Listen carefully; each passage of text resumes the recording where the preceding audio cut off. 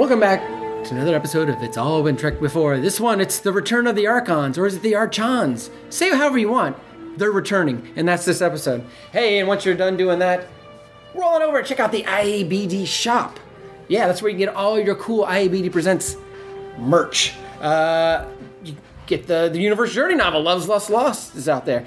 You could get some buttons. You could get signed copies of the script, unsigned copies of the script. You could get the new episodes, God is my BFF. Or you can do what I did today. Buy your own IABD shirt. Yeah, get an asphalt, that's what I did. Men's medium, if you want to get me another one. And as a Christmas gift, that'd be great. Also, coming up this Saturday, June 10th, at Mad Lab at 5:30, it's the It's All Been Done radio hour, the original, the mothership.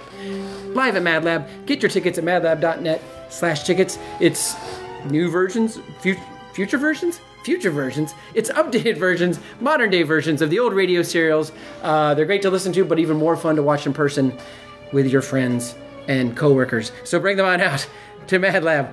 But right now, it's not the return of you. It's not the return of Mad Lab. It's the return of the Archons. Welcome out to another episode of It's All Been Trekked Before. Steven is here. Sam's here. Yay! And Jimmy-Jerome. Ew. Is here. Today's episode, this week's episode, is The Return of the Archons, which was a sequel to the original series episode, The Archons. So, Sam doesn't know. I'm trying to... I do not know. This is my third episode. My first experience was Sulu, and I still have yet to hear Kirk talk like that. Like I was just doing? Yeah, exactly. I still do. He got close to last episode, but not quite. Yeah. No, don't worry. It's season 3. It really We'll get plenty of it. Yeah, it's coming. There was no... This episode title always made me think it was a sequel, but of course it's not. Yeah, this is season 1. It's, The Return of the Archons. They're referencing that there were Archons there before, apparently. Which is the ship, right? They're the looking ship for, that, right? Yeah, they got brought down. So, initial thoughts.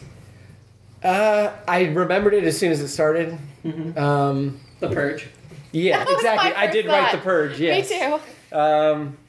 I think this is one of the first ones where they go down and they try to blend in, if you will. Mm-hmm. I feel like it is. I can't remember another one where they...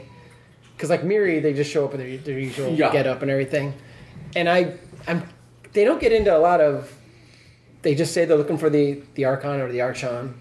They never really say what happened to it, do they? No. Well, I think we get the picture that the ship was brought down to the surface by the computer. The computer. Given what the computer is doing to the Enterprise, I guess there were survivors, but I wouldn't think there'd be like a ton of survivors. Like I felt like they were going to destroy the ship, and they didn't get into if there were crewmen there and if they're now awoken and what's that going to be. They didn't deal with that. And I almost think the first part of the episode where you're trying to figure out what's going on is more interesting than when I either figured it out or remembered, this is it's a computer running a society. Because in my mind, the more interesting part is, this computer decided this is how society works, but there's obviously an underground, and how have they been around forever, and how does things work, and how do things work afterwards, as opposed to the ending, which is just, it's a computer, and... Yeah. Felt like they touched on a lot of concepts that they didn't go as far in depth as I liked. Yes. This is a good shell of an episode. Not a lot of fun, that's for sure. No. Not like our last episode. Not like Port Control. I like this episode because I always thought hive mind stuff is creepy. Mm-hmm. And I'm like, because I always like to think of myself as an intelligent being that wouldn't be able to be, hive-minded. And I'm like, oh gosh, no, I'm only human. I could totally be hive-minded and I don't like it. I mean, Sulu was hive-minded. If Sulu was hive-minded, the rest of us have no hope. Right. That's right. This is yet another episode that opens with Sulu getting in trouble on a planet. Yeah. This should be the end of him beaming down to planets. What was his it was his hobby. Oh, maybe that's what it was. He had to beam down. We decided Sulu has a different hobby in every episode. Because we've seen him be like a botanist. We've seen him into guns, into fencing. History. Like, he's got a varied interest. And that's what how did they figure out what the dress is on the planet and all that stuff? Yes. Yeah. Well, the super cameras that they have. Maybe that's, again, this is their life form inconsistency of what they can pick up from the planet. Yeah, they still couldn't find. Because clearly they knew nothing else about the planet, but everyone dresses like whatever era they were. When Spock had a robe. Yes, because that was my first note was Spock's cape and like basically a nun's hat. Hiding wanted to his see his ears. ears. Yeah. Except then Which I didn't even think about that until But then later. they didn't have any problem like showing his ears in front of Rhaegar. Right. So like he dropped, and Rhaegar had no reaction to his ears. No. So, yeah. Yeah. I don't know. Yeah, we started with the Purge and then we went in a different direction entirely. Yeah, and I forgot about the Purge part, and I can just imagine how different the Purge would be on TV now. Yeah, I feel like that would have been the meat of the episode now. Yeah. They would have been like running through the streets over and over again. Yeah, it was more like a destroy stuff and sex purge versus murder very people much purge. Sex though. I mean, It's it just was very grabbing heavy and making hugging. out. Yeah, Well, yeah, heavy but hugging. that's what I'm saying is now people would be like banging in the streets on TV. You could make an argument that these people are so neutralized, so tranquil, so lacking creativity that as far as they get to sex, it's just grabbing and hugging aggressively. Yeah, and they're like, this is That's so all good. Yeah, like they don't rip off each other's clothes because it doesn't even occur to them. Well, in that kind of clothing, there's so many buttons. You Oh, just yeah. By the end of the 12 hours, You're done. you can barely get there, and then it's like, nope. And was it ever explained that happened every night or every once in a while? It was not explained, but they established in the log novelizations that it supposedly was once a year, which makes sense because they talk about a festival. That makes sense. Yeah, so it seems like it's a special occasion. Yeah, that's right. And naturally, the Enterprise would show up on that Just- one day yeah, of of the course, year. Well, they were there before that. It's just when Cthulhu and O'Neill were dead. Yeah. They were before yeah. that. Then, of course, we had another instance of we beam Sulu up. Something's not right with him, but let's not have McCoy like. I mean, they brought McCoy to examine briefly, and then McCoy's like, "No, I'm only a way machine. I don't care what's going on with Sulu." And they didn't post a guard until Kirk's like, "Post a guard," and Scotty's like, "But it's Sulu." Yeah, post a guard. I enjoyed that exchange for that one, but two, Kirk's asked about shit, blah, blah, and he's just like, hey, how's Sulu? It just sounded like he was like, how's my old buddy Sulu doing? But even though obviously we knew he meant what's going on with him at this point. And do we ever, so once the computer's destroyed, does that mean Sulu was fine and everybody's fine? Yeah, that's what they said. Yeah, that's what. Okay. That's what I got from it. I do want to know why the ship was being blasted with a heat beam and things were going wrong, and Scotty didn't call down to tell him. So Kirk's like, "Hey, Scotty, how's it going? We're being blasted." Oh, well, okay, nice of you to report that to me. He did say he'd been trying to get a hold of him. Okay. Then how come Kirk could call up, but he couldn't call down? Well, they disabled their things, their little devices. Oh, that's right. In the beginning, but then all of a sudden they worked again. So Okay. I don't know. Like, it wasn't clear as to who made them work again. The dude was just like, "Here you go. Here's your stuff back." Well, this is another example of they hadn't quite figured out the science behind it. Like, how was Rhaegar immune and had been able to fake it, and then and then the machine they had the sticks could like turn them in the street like they did Sulu, but with Kirk and Spock they had to throw him in a holding cage, stun him, throw him in a holding cage, take him into another chamber instead of just like point the stick at him. And did I miss the explanation of the tubes? Because first they say it's just a hollow tube. Yeah, they were just hollow. Yeah. And he was able to take it away from him so easily. It was just like, So they killed the guy, but was that some other way that they made it seem like it was the tube doing it? But it was seemed like the computer would like transfer power find some way into to the empty hollow maybe that's tube. what it was. But they didn't really get into the science of that either. So there were some things that did not quite make sense. Hashtag season 1 problems. No, because Star Trek never really fixed those types of problems. Just a joke. Yeah, no, hashtag Star the Trek entire problems. original series problems. Yeah. I wouldn't limit it to season 1. No. Although, I will say, I did enjoy DeForest Kelley in this episode as McCoy. When he got all happy and whatever, and I enjoy that actor, and I enjoy when they do things like that with him, when he's all like, oh yeah, peace and joy, yay. I feel like McCoy gets most of those weird... Yeah. He's so good at it. Either crazy or at peace or whatever, weird diversions. Well, his face was super creepy. Just that really still, like, smile and And he's got the eyes that are perfect for the crazy eyes. Of any variation of crazy eyes. Then we have Shatner, who of course makes sure that Kirk's the last one to fall, the first one to Every wake time. up. Yeah, Even though Vulcan would be physically stronger and Right. could probably handle it better. Well, that was my thought. I was like, oh, Spock's gonna be awake for a little while. Oh, nope, he's gone, and Kirk right after. Because the script probably had Spock awake longer, but Shatner was probably like, no, Kirk's the hero. Well, I wrote Kirk as a light sleeper. Yeah. Although, after he takes off the blanket, because he slept standing up, apparently. Yeah. Spock is still awake, or He is sleeping awake. with his eyes open. Yes. Yeah, that was weird. On the bunk. And we will find out later that they have 2 eyelids, right? I think so. Yeah. So maybe he had one of them closed. Like a gator. Yes. I don't know. I think that's a season 1, or maybe it's a season 2, but it's coming up in the weeks ahead. We don't have a lot left in season 1, honestly, but I can't remember what episode that is. It's another spores or something episode. This also reminded me, because we said the Purge, but I also wrote down Doctor Who reprogramming Cybermen, because it reminded me of the Cybermen too. But of course, this came before the Cybermen. But you know, it harkens to that as well. Another thing they thought was strange was they're sneaking around. And they got the hoods. Kirk and Spock got the hoods. They go in, the doors open, they're full through the hallway, they take them off. Just take everything off. Like, why can't you? You should just leave them on until you figure out what's going on. Just an idea. Yeah. Or like the computer. Self-preservation. We found the computer, let's immediately shoot it without examining it to see if it'll like blow up in our faces or anything. They do not believe in self-preservation. Yeah. No. At all. I didn't buy Rieger as a Rieger, whatever. Yeah. Played by Harry Towns. I did not buy him as the freedom fighter because at first he was like, "Oh yeah, I'll help you," blah blah blah. But then like all of a sudden, no, I can't. Oh no, I'm scared. No, Lando, save me! I'm like, what the hell? And I don't know if it's right there a little later when Kirk does the Godfather line. Well, you can act like a man. Yeah, it's just like yeah, it was that point. He had that act like a man the whole time. I mean, until all of a sudden he's not anymore. Yeah. I mean, Harry Towns has like 200 IMDb credits. He's been in a ton of crap. And the guy there's a lot of people, a lot of guest stars in this episode that appear in other ones. And the guy that they killed right at the top he was in Menagerie and The Cage also. Yes.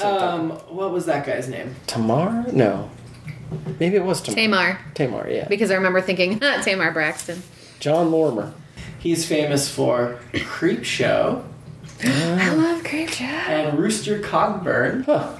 Yeah, that makes sense. He's got like 170 credits. Yeah, he's got a ton. Yeah, he's in 3 episodes of Star Trek. Yeah. The Cage, this one, and For the World is Hollow, and I Have Touched the Sky. Oh. Huh. He plays an old man in that one. That makes sense. Yeah.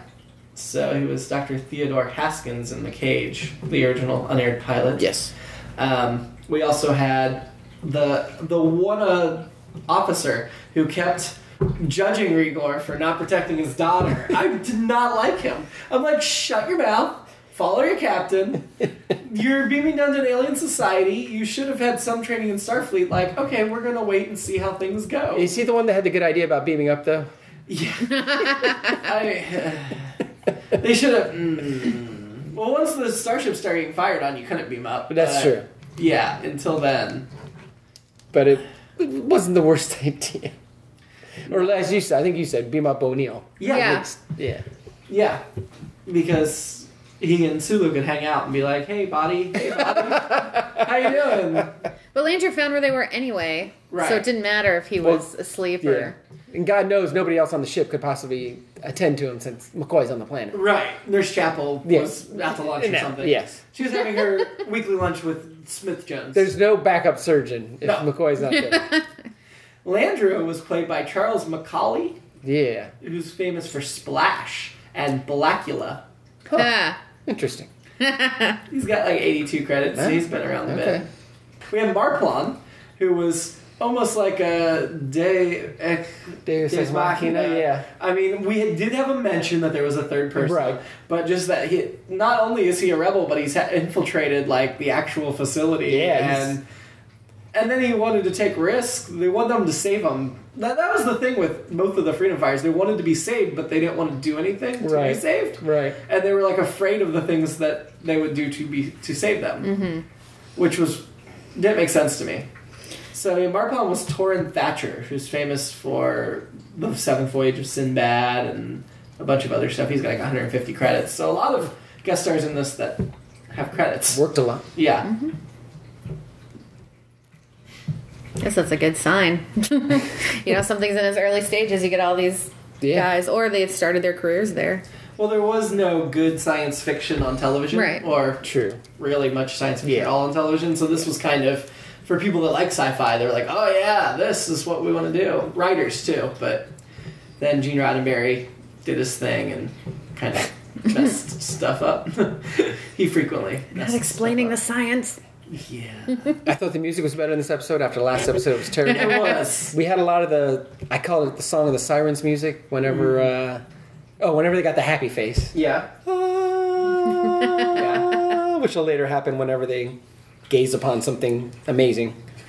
And then we had the weird, when Landrew appeared, which the Jerry Goldsmith ends up using in the Wrath of Khan whenever they use the little worms that go in the air and stuff. Oh, Call back there. But so the music was better. It was. It wasn't so cheesy. It wasn't so overstated. There's not a lot of extra There was drama. more. Yeah. I think this is the first. I think I read this is the first episode with the Prime Directive. But were they talking about their Prime Directive so much, or Landrow's They Prime kept mixing Directive? it. They mixed it up because they asked Yeah. Kirk about it, and then after that they start talking about Landry's Prime Directive because Right. Kirk says, "Well, we can violate it if it's not a evolving, changing society." Right. Which I think becomes the new Prime Directive moving forward. Because I was reading, they said there's only one episode where they don't violate the Prime Directive. I think it was a piece of the action or whatever, but. Wow. And then there were even some, and I didn't get real deep into it, but talk about how this applied to Vietnam and this was their first commentary on Vietnam, et cetera, et cetera. Really? Yeah. How does this apply to Vietnam? Let me see here. I mean, they do talk about war and stuff a bit. Eric Green observes that Return of the Archons is the first time Star Trek attempted to deal with issues of war and peace raised by the Vietnam War and established a template that would be used in a number of subsequent episodes, such as A Taste of Armageddon, coming very soon, This Side of Paradise, and For the World is Hollow and I Have Touched the Sky. The Federation's moral superiority is exhibited through its emphasis on individual freedom, progress, and resort to violence only in self-defense. Okay. So, yeah. At least that's the short bit on that, but yeah. Now, I know this is the first of 4 episodes where Kirk talks down a computer into killing itself. But I thought, I don't remember the conversations as they happen all the time, but I definitely think this was a weak one, because his argument was, you're killing society. But you've been around for 6,000 years and society's doing great, but you're killing it. And the computer's like, wait, no, I'm killing society? I have to destroy myself. The computer should be smart enough to say, I've been around 6,000 years. We're good. Like, bro. Yeah. They always get into the thing of, well, Kirk's emotion and humanism or whatever, he's able, that's how he's able out with the computer, but shouldn't Spock be handling these illogic things? Spock probably had it in the script, and Shatner was like, nope, mine. Because as I wrote that down, Spock jumps in with a question to handle the logic. But yeah, it didn't make any sense. And again, there was more machinism in this episode. There were. There was, Absolutely. machines are always Stinking bad. machines. And always ruining things. Which is funny, because Roddenberry wanted to make a futuristic show. But whatever. Yeah, and there's plenty more machinism episodes. Did you know that Ben Stiller named his production just learned company Red Hour after this episode? Really? Yes. I just watched, I don't know which production it was the Ben Stiller's company did, and I was like, I wonder what Red Hour came from, and never, by the time we left the movie and got home, I forgot to look it up. So yeah. Came from this episode. I knew he was a Star Trek fan. This is one of his favorite episodes. Awesome. Yeah. Don't know why this would be one of his favorite episodes. I know, but it is for It's some probably reason. one of his favorites when he watched it and just You're remembered probably it, right. but has not gone back. You don't want to rewatch your old favorites. Like, I don't go back and watch She-Ra Princess Warrior because, oh my gosh, it's special. Just say. Yeah, I couldn't remember this episode, and then as soon as it started, I remembered it, and I was the same way. I had fond memories. It was okay. I thought it introduced more concepts that it didn't fully get into. Bring about. And then we got kind of bogged down, I thought. But, yeah. And I think you guys mentioned, where's the nerve pinch? It finally happened. Well, and Kirk even says something to him like, that's old-fashioned. That's old-fashioned, isn't it? But I love the way that they do their stage punches, because it comes in like, they have the fist, but it's more like a slap. Yeah. And it just... Hey, at least it wasn't obvious stunt doubles this time. When and they there's their shirt rip. Yeah. Like, yeah. There's no Kirk chest in this Kirk one. punched the one guy in the arm and it knocked him out. Yeah, I saw that too. It was like the karate chop. It was in his arm, and that's when I went, what the hell? Well, the natives on this planet have their brains in their eyes. Oh, is that They don't okay? expect- No, we missed the... Oh, yeah. You're right. Landrew deleted knows all. scene. Landrew knows all. When you're absorbed, Uh-huh. he rearranges. That makes sense. Well, no, Your that's, physiology. well, that was where they naturally it was. These aren't humans. You keep just because they look like humans Doesn't mean they are Doesn't mean humans. they are humans. Yeah, how do you get promoted to get to wear the hood and carry the sticks? I wonder. That's a good question. Yeah. Since everybody's like the same, it's got to be just random picking It must people. be. It's just like Ben Finney being the guy who's in the pod. Yeah. He was on top of the call sheet. Yeah, exactly. The duty roster. Or it's something similar to like the Strain where he picks his favorites and you don't age. Oh, yeah. You know? So maybe he's like, these were the first ones that I absorbed and I'm going to keep them around for a while. But what killed me was you have the hood and you can't see their faces, but every time you see them, you see a little more. Right. Yeah. So it's almost like the sun's coming up and the shadow's no longer there, and you're like, okay, now I can just fully see your face. Yeah. Why did you even put a shadow to begin with? So I know who you are now. At the end when they don't have any control, you can fully see the guy's face, and he's immediately the threat's gone. He's like, oh, what are we gonna do? It takes away the mystique. Yeah, that's a great way to look at it. Is they have the power in the beginning of the episode, and with every time they lose power, you see more of their face, and the shadow's gone. The sets for this episode were actually built for Gone with the Wind for 19th century. That makes so much sense. King Kong. Really? Really? Yeah. Interesting. Yeah. I did see that. Yeah. So, which kind of cool. Yeah. What about Blazing Saddles? It's hard to believe it. They did Second not Mel Brooks reference in one episode. I love that movie. That's a great movie. They made the separate set over. I love that Kirk woke up just at 5:57, just in time for the end of the... I mean, how did he sleep with all that nonsense going on? Yeah, and I liked how they were very clearly breaking windows and stuff down in the streets, and then they're upstairs. They're like, "Oh no, we're good now. The windows are closed. Everything's quiet." They weren't worried about rocks getting thrown through or fire bombs or anything. I did write something down about that. Was he's like, "Well, can't you hear it out there?" And they're like, "Tell us about Landry." And the guy closes the door, then there's no sound. I was like, "This is the thickest sound canceling windows I've ever heard. I want those in my home." It's a very special place. Right. And I was like, who cleans up after that? Are they just they zombie clean everything up themselves? Well, I thought it was interesting when the Red Hour actually ended, they just froze the screen. They didn't actually, people just stopped. Because the one woman's running and she stops in mid-motion. And maybe that actress is that great that she can freeze up. But, yeah. No. If she'd been around for the mannequin challenge, she'd have been amazing. But I don't think that's what happened.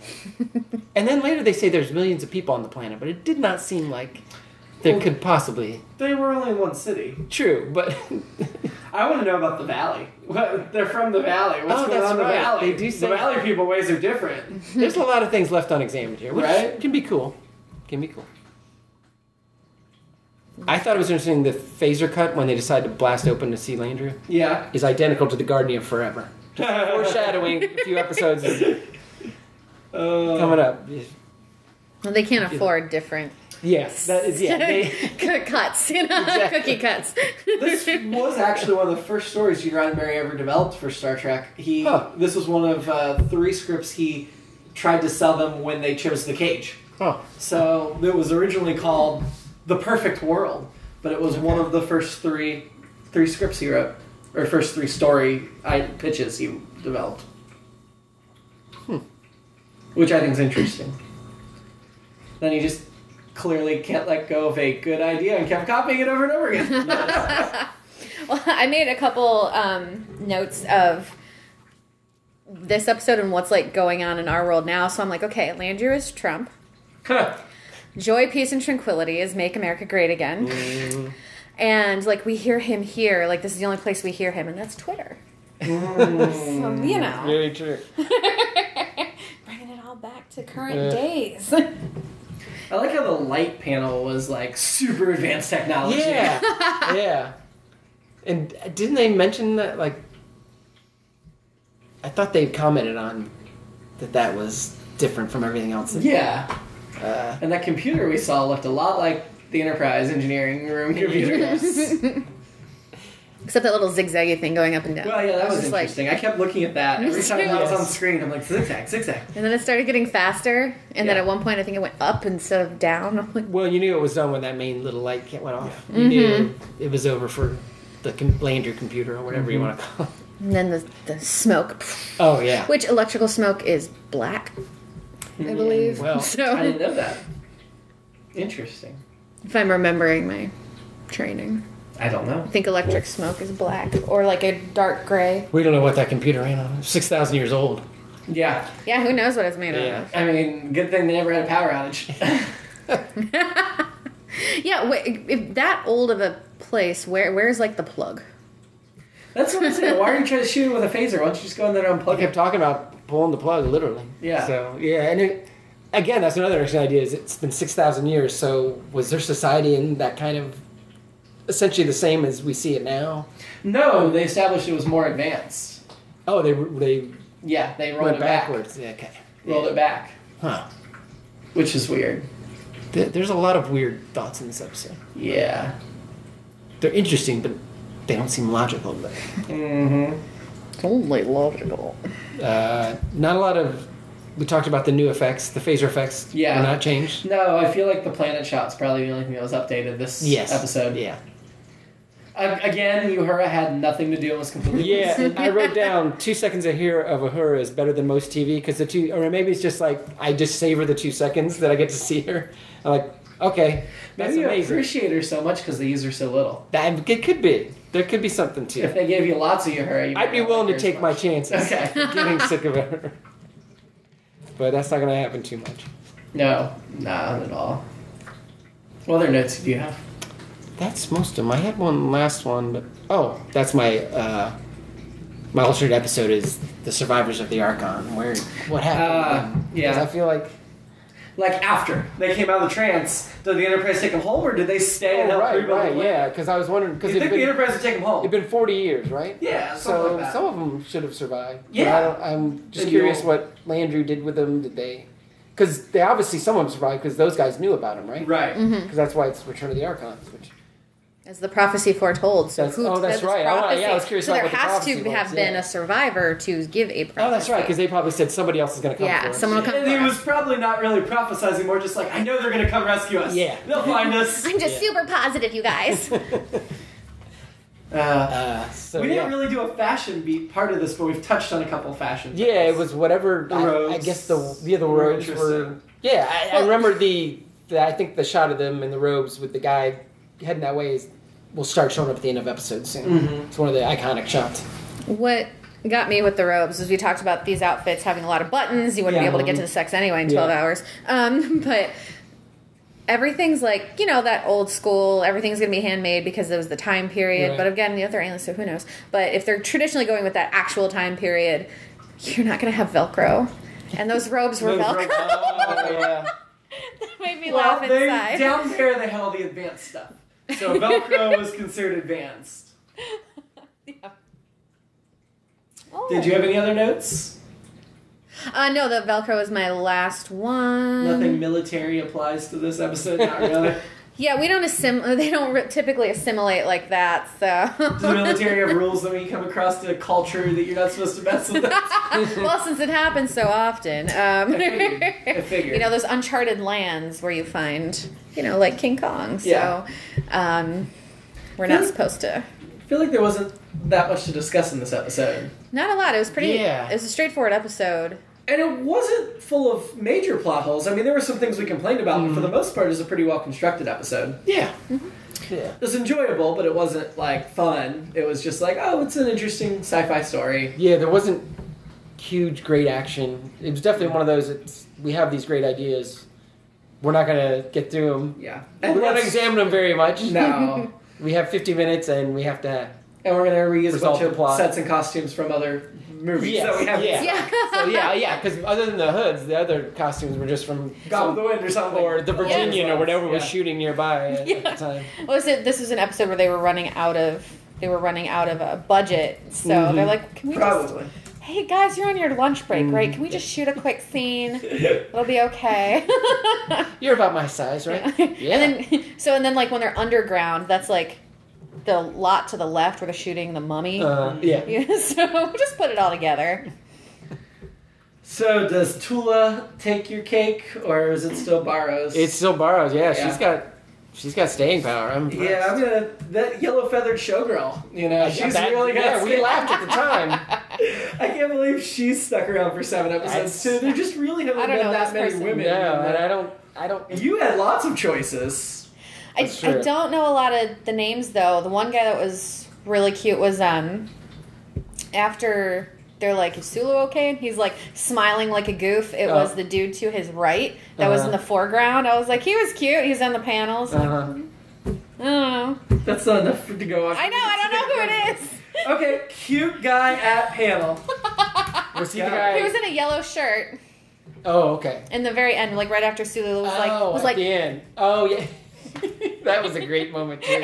It was. This is my first experience with Sulu. Like I said, I know references, I know characters, but I don't know them in the show because I've never watched. This is only my 3rd episode. And I'm like, oh, he's such a ham. Yeah. And I love it. And this is also a time of overacting. Mm-hmm. And the overacting, I think, is funny. And I just love they resolved the whole thing with them just shrugging like, what? What are you gonna do? Oh, Sulu. Well, that's like the end of a sitcom. Then you get a laugh track. It's a sitcom wrap-up. That's what it is. Yeah. Oh my goodness, it's just you. Well, I've added cute guy at panel with yellow shirt for you. There you go. So, where do we rank this episode?